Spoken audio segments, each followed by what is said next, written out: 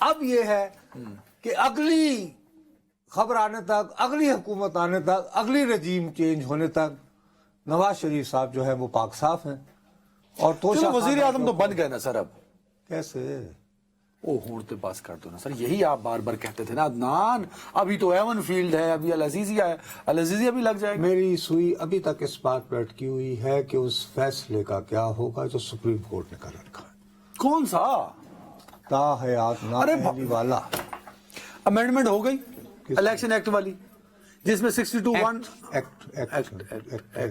Act میں کہڑا تاثیرات ہندوستان کا کہہ رہے ہیں. میرا خیال ہے part of constitution of Pakistan نا سر. اگر آپ علمی انداز میں کسی نے کھپ ڈالنی ہو یہ وہ, دیکھو میں تمہیں دیانتداری سے کہہ رہا ہوں, میں ذاتی طور پر, پھر تم یہی کہو گے, تم مجھے بعد میں الزام لگاؤ کہ جی آپ کی زبان کالی ہے اور اب یہ وہ ادھر ادھر.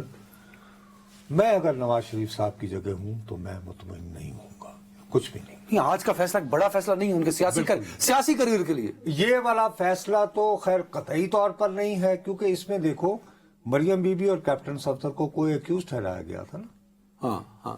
تو یہ بات یاد رکھو. ابھی تو آپ برا بھلا کہہ رہے ہیں نا موجودہ نیب کو اور موجودہ انتظامات کو. مریم نواز صاحبہ اور کیپٹن صفدر صاحب کو اسی مقدمے میں بطور شریک ملزم بری کیا گیا تھا جب چیئرمین تحریک انصاف وزیر اعظم تھے, سرتا پا والے چیئرمین نیب تھے, اور عدالت بھی یہی تھی.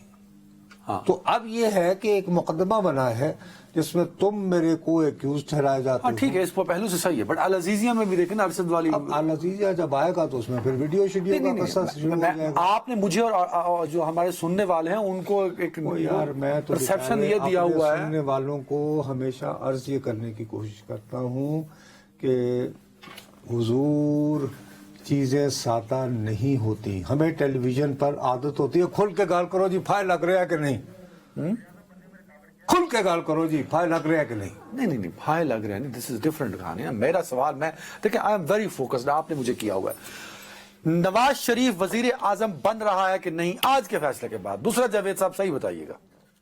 اب اف یو آر آسکنگ نصرت جاوید, میں نے اس لیے نام لے لیا آپ کا. میں ابھی بھی شک شبے کے ویلے میں ہوں. یہ آپ میں ہوں نا, اپنی صحافت بغیر شکوک و شبہات کے نہیں کر سکتے. میرا خیال ہے کہ اس بندے کو صحافت چھوڑ دینی چاہیے جو عقل کل بن کے تو باتیں کرتا ہے. نہیں ایسی صحافت اس کو کوئی حق نہیں پہنچتا کہ اپنے آپ کو, وہ صحافی ہی نہیں جو شکوک کا محور نہ ہو. بھائی شخص ہی تو آپ کا تجسس ہوتا ہے جو آپ کو پھر خبر جاسوسی نہیں کرنی, صحافت کرنی. This is reporting.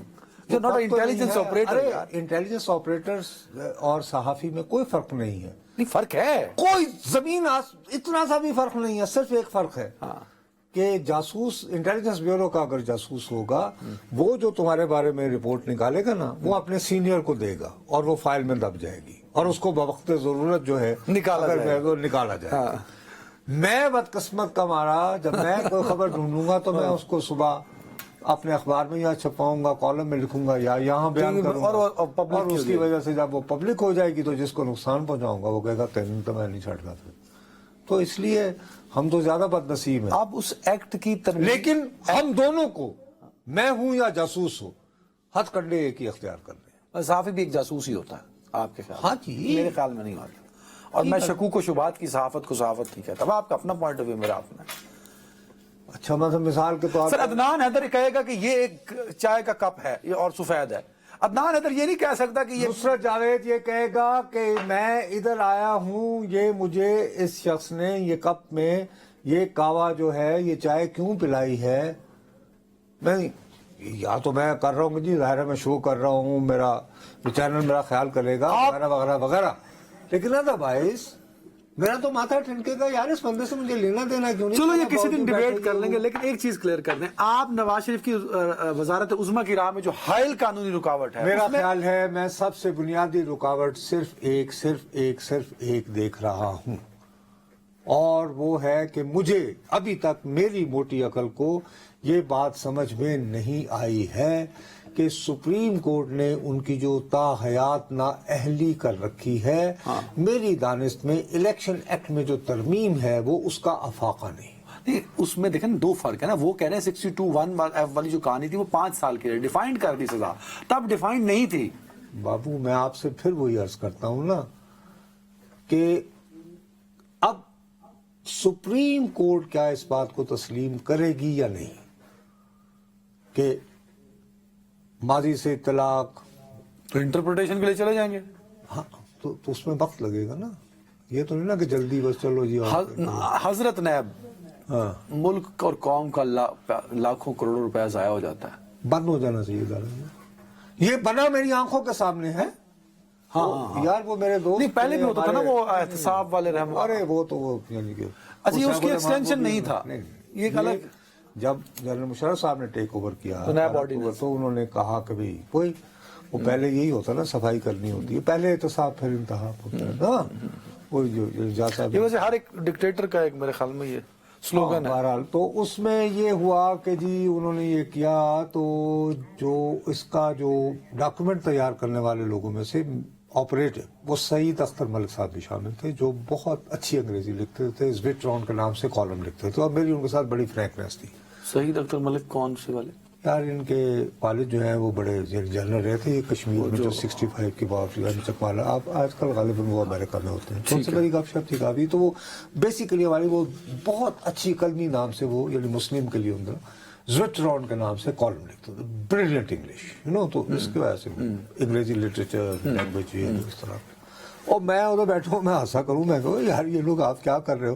تمہیں پتہ ہے انیشلی کیا تھا, جو 90 دنوں کے لیے جب قید رکھا تھا اس میں انور سیف اللہ جو داماد تھے غلام اسحاق خان, وہ فارمر پریزیڈنٹ کے, ان لوگوں کو بھائی وہ حقوق بھی میسر نہیں تھے جو جنگی قیدیوں کو ہوتے ہیں. تمہیں پتہ ہے کہ سیفٹی نہیں گھر سے آ سکتی تھی شیف کے لیے, گھر والے مل نہیں سکتے تھے. غلام اسحاق خان مرحوم وہ اپنے عزیز و اقارب کی سفارش کرنے میں بہت ہچکچاہٹ سے کام لیتے تھے.